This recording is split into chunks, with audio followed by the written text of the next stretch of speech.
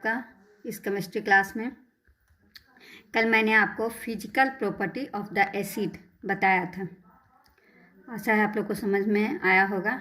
आज मैं chemical property of the acid बताने जा रही हूँ। बहुत अच्छा से इसको समझेंगे और क्या समझ में आया नहीं समझ में आया इसको आप कमेंट बॉक्स में लिख के भी बताएंगे। तो टॉपिक है केमिकल रिएक्शन।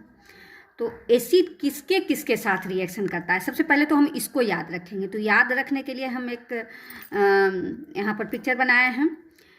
एसिड किसी से भी रिएक्शन करता है, लेकिन साल्ट वो ज़रूर बनाता है। जब भी वह मेटल से रिएक्शन करता है या मेटल कार्बोनेट से या मेटल बाइकार्बोनेट से, मेटल ऑक्साइड से रिएक्शन करता है तो साल्ट बनाता है। अच्छा, अब देखेंगे मेटल एसिड अगर मेटल से रिएक्शन करता है तो वह हाइड्रोजन गैस बनाएगा। कार्बोनेट में कार्बन डाइऑक्साइड होता ही है, तो कार्बोनेट से अगर रिएक्शन करेगा तो कार्बन डाइऑक्साइड बनाएगा। बाइकार्बोनेट भी वही है, हाइड्रोजन कार्बोनेट जिसको कहते हैं।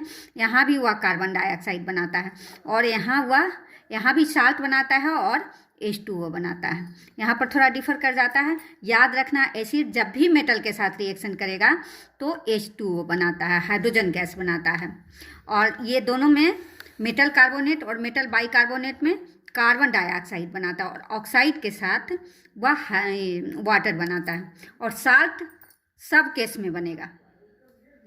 तो अब रिएक्शन को हम कैसे याद रखेंगे, तो सबसे पहले हम यहाँ लाते हैं एसिड रिएक्ट विथ मेटल, है ना।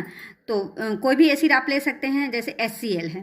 तो HCl अगर Zn के साथ रिएक्शन करता है तो साल्ट तो बनाएगा ही और हाइड्रोजन गैस निकलेगा। लेकिन इसको हम याद ना करके किस तरह से हम रिएक्शन बनाएंगे वही यहाँ पर बताए हैं।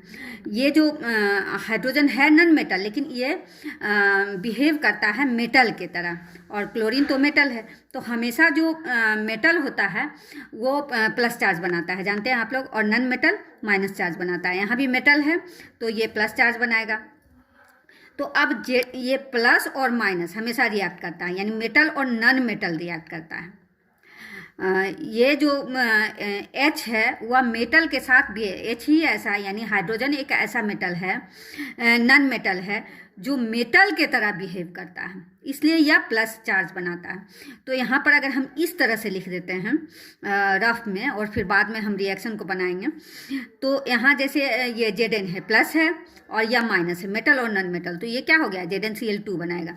अब यहाँ बच क्या गया, हाइड्रोजन बच गया, तो ये हाइड्रोजन गैस निकलता है। अब एक और सवाल है कि वाटर, कहीं कहीं पर देखिएगा कि वाटर बनाता है, तो वाटर क्यों नहीं बनाता है, क्योंकि यहाँ ऑक्सीजन है ही नहीं, इसलिए यह ऑक्सीडाइज ना होके यहाँ हाइड्रोजन बनाता है। यहाँ एक और एसिड हम लिए हैं H2SO4 और अलग मेटल लिए हैं Na।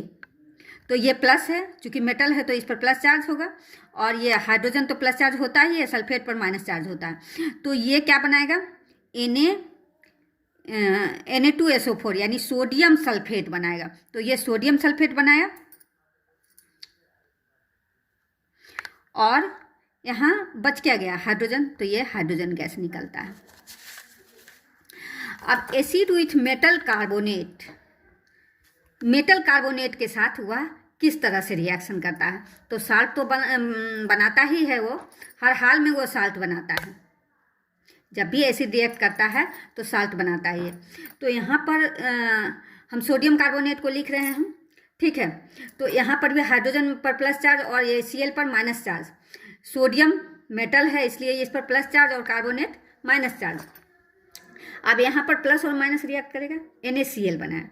अब कार्बन डाइऑक्साइड और यहाँ हाइड्रोजन है, तो यहाँ पर अगर इस तरह से हम लिख लेते हैं, इससे क्या होता है कि एक ऑक्सीजन अगर निकल जाता है तो ये जो कार्बन डाइऑक्साइड अलग हो जाता है इसमें, और H जो है वह O के साथ रिएक्शन करके वाटर बना लेता है। तो यहाँ पर हाइड्रोजन गैस नहीं बना के क्या बनाता है, वाटर बना लेता है, क्योंकि हाइड्रोजन जो है वह ऑक्सीजन के साथ ऑक्सीडाइज होकर वाटर बनाता है और कार्बन डाइऑक्साइड इससे निकल जाता है। तो आपको फ्रेश लिखना है ये रिएक्शन, लेकिन रिएक्शन को हम याद नहीं करके अगर इस तरह से हम प्रैक्टिस करेंगे तो हमारा बहुत ही आसान हो जाएगा।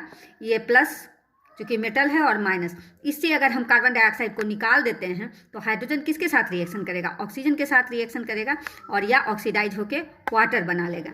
तो कार्बोनेट के साथ अगर वह रिएक्शन करता है तो क्या बनाता है, साल्ट बनाएगा ही और कार्बन डाइऑक्साइड निकलेगा और वाटर बनाएगा। अब है हाइड्रोजन कार्बोनेट, लगभग उसी तरह का बनता है।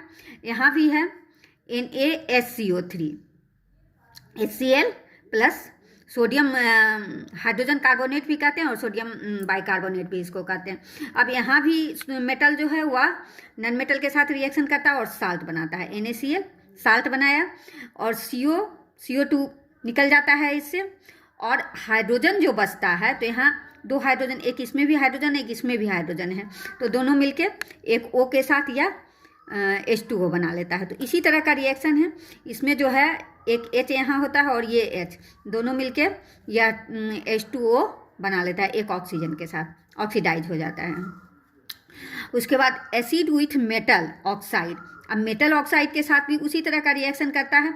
यहाँ Na है और Cl, NaCl हो जाएगा और H2O बना लेता है, तो साल्ट और वाटर बना लेता है। तो इस तरह से अगर हम प्रैक्टिस करते हैं तो हमको याद करने की ज़रूरत नहीं पड़ेगी। लेकिन इसका अगर परीक्षा में देता है तो इसका लिटरेचर भी हमको लिखना है। तो लिटरेचर हम यहाँ लिख दिए हैं। Acid react with metal, salt and hydrogen gas is produced. Acid react with the metal carbonate, CO2 gas is produced and salt is formed. Acid react with metal hydrogen carbonate, the CO2 is produced and salt is formed.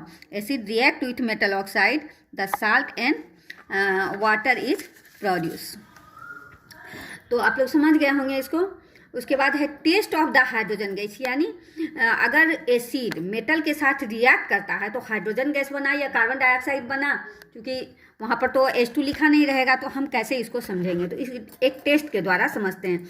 जैसे when a burning candle is brought near the hydrogen gas, अगर कोई hydrogen gas का बोतल है और वहाँ पर हम ये एक बर्निंग कैंडल को लाते हैं तो वह पॉप साउंड के साथ आवाज़ करता है। तो ये जो पॉप साउंड होता है ये हाइड्रोजन गैस के कारण ही होता है। तो ये इससे पता चलता है कि हाइड्रोजन गैस। अब test of the carbon dioxide, carbon dioxide का टेस्ट कैसे करेंगे। तो when CO2 gas is pass through the lime water, lime water चूना का जल हुआ, तो लाइम वाटर के में अगर ये CO2 गैस को लाया जाता है, पास करवाया जाता है, तो लाइम वाटर बिकम्स मिल्की। क्यों मिल्की हो जाता है? Due to formation of the calcium carbonate. Calcium carbonate उसमें बनता है। कैल्शियम कार्बोनेट के बनने के कारण वह ये जो लाइम वाटर है वह मिल्की हो जाता है। तो ये दो तरह का टेस्ट है और कुछ रिएक्शन है। ये 4 रिएक्शन अगर आप लोग इसको याद रखते हैं, इस स्ट्रक्चर को याद रखते हैं, तो इसमें ज़्यादा दिक्कत आपको नहीं होगा। धन्यवाद।